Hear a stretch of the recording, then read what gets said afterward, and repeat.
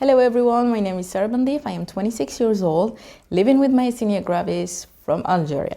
So actually I am a social media manager, but it was not that easy before having a job and having studies. My symptoms started when I was 9 years old. I experienced some breathing difficulties and numb legs. It didn't make any sense at the time because I was not able to identify any other symptoms or explain my feelings to the doctors. It took me 10 years before having the final diagnosis, and it happened when I was 19 years old, studying at the university in a physics field, which is completely different from what I'm doing now.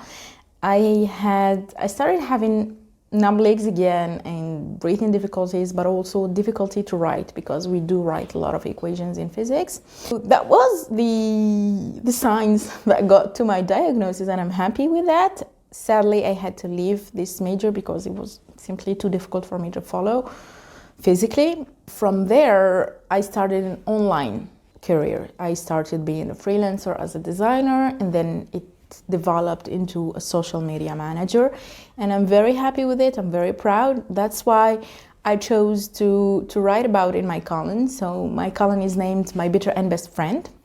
I named my column My Bitter and Best Friend because I kind of made peace with my disease at the moment, and I just prefer to consider it as a friend because it's here and I can't take it off. I can't get out of it. It's better to consider it as a friend. Sometimes I even talk to it. And through this column, I hope to give a perspective from a sick person to the parents and family and friends of people living with myasthenia gravis, because it is not as simple and as understandable as it might seem.